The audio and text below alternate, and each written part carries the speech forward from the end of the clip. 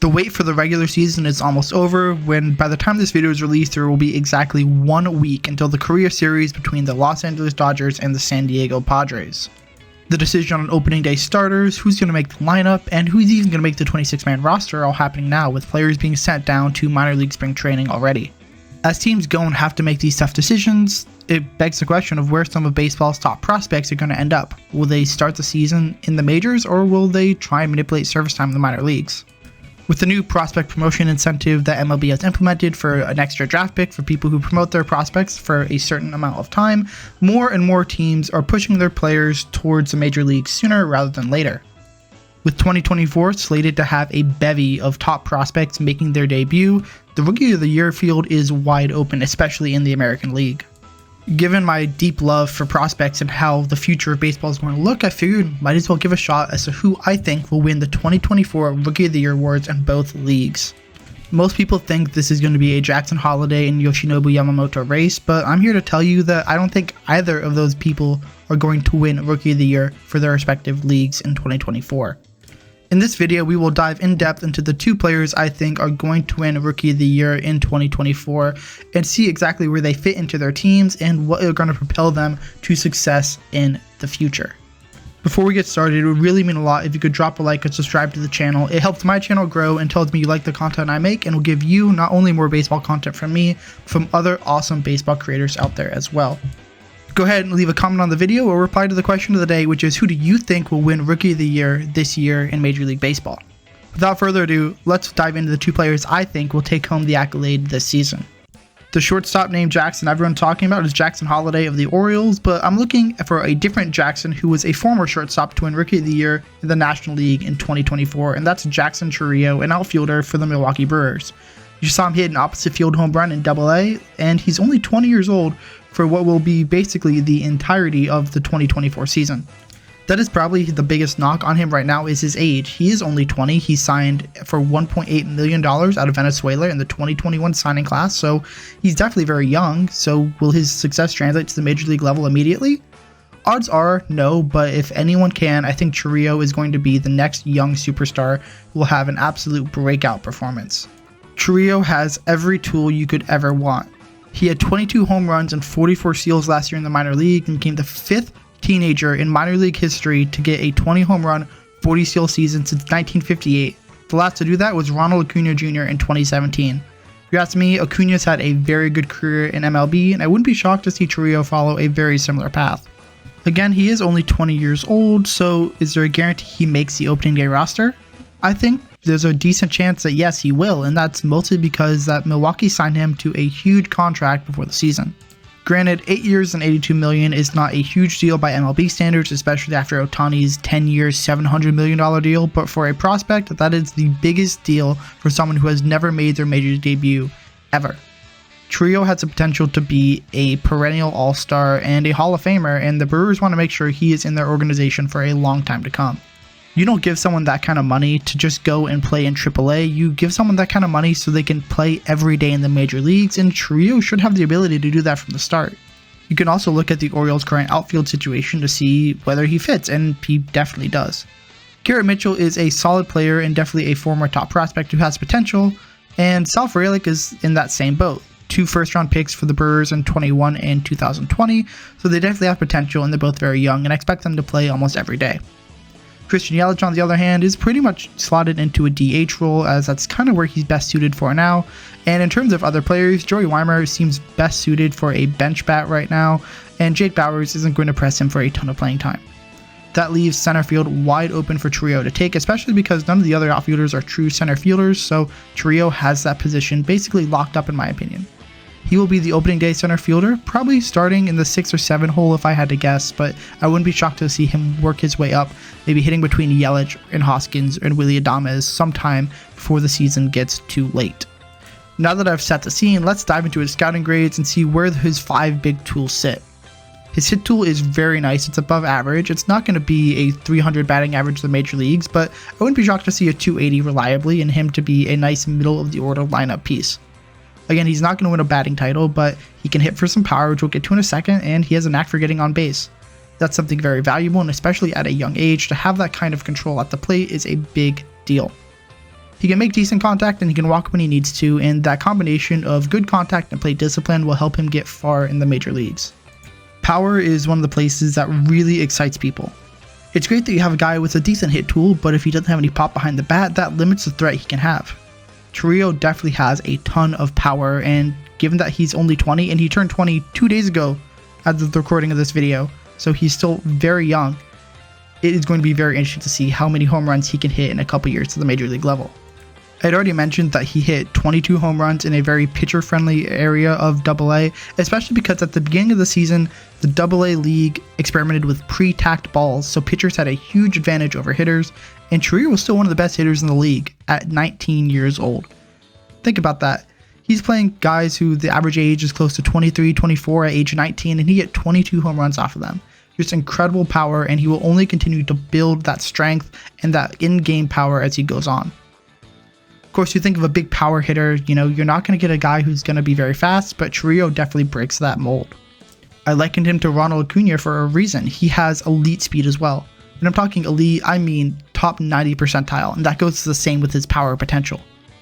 He stole 44 bases in 2023 in the minor league level, and I wouldn't be shocked to see him steal a ton of bags at the major league level as well. He has really quick instincts, a quick get off when he's trying to steal a base, and he knows when to retreat back to a bag when a pitcher attempts a pickoff. That speed also translates to the defensive side of the ball, where he is an amazing center fielder. He might not win a Gold Glove, but I would definitely see him in the conversation for the top 3 in the league, and he could definitely be an impact player there. Maybe later in his career he's going to have to be pushed off to the corners. Mike Trout is a great example of someone who, now that he's getting a little older, still a great defensive center fielder, but might be best suited for a corner. There's a non-zero chance that Chourio follows that path, maybe a little bit earlier than Trout eventually will, but for right now, he has above average defense in center field, and an arm strength that, although is probably about average, maybe slightly above average, it makes do for what it is, and given the fact that he has really good range, it fits. Center field is one of the hardest positions to play on the diamond, and Chourio has the ability to play it. That not only boasts his defensive value, but the fact he can boast those offensive numbers in the center field makes getting a good player in the lineup that much easier for the Milwaukee Brewers.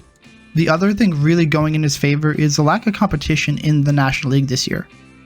Noelvi Marte just got suspended for PEDs, so that basically rules him out of the conversation entirely and really hurts his stock as a prospect. The 3 international signings in Yoshinobu Yamamoto, Jungkook Lee, and Shota Imanaga are all pitchers, and although pitchers definitely can win the award, they have in the past, it's really hard to win the reward as a pitcher. Hitters just get so much more hype around them, and although Yamamoto definitely comes in with a large lead and is most likely going to win the award if you ask most industry people, I wouldn't be shocked if he gets off to a slow start at the beginning of the year and Chourio starts out hot, that the odds start to shift in Chourio's favor, especially if he can keep up a solid season. I think Yamamoto is the most likely to win, but I don't think he will. I think Chourio will come out swinging, and although it is very hard to be that young and be that good at the major league level, Chourio has the chops to do it. If anyone can, I think he can. Yamamoto is a very good player and will most likely have a very good and long storied career at the major league level, but I think Chourio will be a little bit better this year, and the fact that he's a hitter just boasts his resume that much more. Although I do think pitchers do deserve more respect, if you look at the criteria for who gets these awards, most of the time it is hitters, so I'm going to give Chourio a little bit of a bump for that, especially because there's not a lot of competition from the likes of Jordan Lawler or Pete Crow Armstrong or Michael Busch in my opinion. The American League is absolutely stacked with players who can win Rookie of the Year, but I think there's one person who's slightly ahead of the pack. The Florida Gators have produced a Rookie of the Year winner in 2 of the last 5 classes, and I think they're about to make it 3 for 6 in the 4th overall pick in last year's draft, Wyatt Langford. To see how good Wyatt Langford is, let's set the scene for this one at-bat. It's the opening round of the 2023 College World Series, and the number 2 overall seed, the University of Florida, is down 5-4 against 7-seeded Virginia. It's the bottom of the 9th inning, 1 out, the 1-0 count. Florida needs to score a run in order to tie the game. Wyatt Langford, up to the plate, does this. Langford ties the game with the longest home run in Charles Schwab Field history and the longest home run in the history of the College World Series. The Gators would go on to win that game, and although they did lose in a 3-game set in the championship series to the LSU Tigers, without Wyatt Langford, the Gators would not have seen the success that they saw last season. and they're seeing it this season. The Gators have not got off to a great start in 2024. Langford is going to be 22 for the entire 2024 season, and some people don't even consider him the best prospect in their organization, them being the Rangers with Evan Carter, who after a dominant postseason in 2023 is still technically considered a prospect and is still in the running for the Rookie of the Year race. So yes, even though Evan Carter has already proved it at the major league level, Jackson Holliday is the consensus #1 prospect in baseball, and players like Junior Caminero, Parker Meadows, Nolan Shanuel even though there's some questionable belief onto whether he can actually be a sustainable player or not, this has to be one of the most crowded potential ballots for a Rookie of the Year award in a very long time, as we have the #1, the #5, the #6, and the #4 prospect in baseball according to MLB Pipeline, all within the top 4 of the American League voting rankings right now in terms of betting odds. I'm not a big bettor, but it is good just to kind of gauge where people are at. So it's interesting to see that there's this many people available to win the award who are at the top of who people think are going to be the next superstars in baseball. There's great arguments for all of them, but with Caminero sent down to the minor leagues to start the season officially, I think Langford really has the best bet to go ahead and run away with this award. Without a doubt, the biggest reason why Langford has the best chance of winning this award, in my opinion, is the fact he's a right-handed hitter with very little competition in the outfield from anyone besides Adolis Garcia and Evan Carter. If you look at Carter's stats, he really struggled against left-handed hitting in 2023 at the major league level, and that gives me a little bit of caution as to select him. Garcia, of course, had that monster World Series before getting hurt, and if you look at who's left in the outfield, Lily Taveras is not someone who excites me a ton. Travis Janikowski is not someone at all who will have a huge impact on this game, so I think Langford is basically guaranteed, should he be added to the 40-man roster, a slot to make his case to make the major league roster. And he's been very good in spring training as well. With a .375 batting average, a .124 OPS, a slugging close to 8, he has dominated so far in spring training, and although he has struck out 10 times in 37 plate appearances at the time of this recording, that's something that over time, and with a lot of experience, because he hasn't had a ton of minor league experience, can be fixed. Just like with Chourio, he had a rapid ascent to the minor leagues, both of them ending last season in AAA after about a 1 to 2 week stint at that level. He's also gotten a handful of minor league accolades as well. MLB.com put him as an organizational all-star, even though he only played half the season. He was Texas Player of the Week twice, and got a Player of the Month accolade for AA as well. Let's once again dive into his toolset and examine who he is as a player. He's eerily similar to Chourio in the fact that he has a very good hit tool. He's just probably a little bit better than Jackson is. He can probably hit for about a 300 average at his peak in the major league level, and he has insane light tower power. Elite level, 90th percentile, he's going to hit a ton of home runs at the major league level. In terms of stolen bases, he might be a 10-15 stolen base guy during his peak, but I wouldn't expect a ton, and he's probably better suited for a corner outfield spot than center field. He played center field at the University of Florida, but that doesn't seem to fit perfectly for what he projects to be defensively at the major league level. He'll be a little bit limited, but his offense will certainly provide for a corner outfield spot, and given where the Rangers are at, I think he's going to be a key piece for the Rangers to try and repeat in 2024. Thank you so much for watching. I'm hoping to make this a yearly series, so let me know what you think down in the comments and make sure to answer the question of the day. There'll be 2 videos on your screen. Click either of those if they're interesting to you.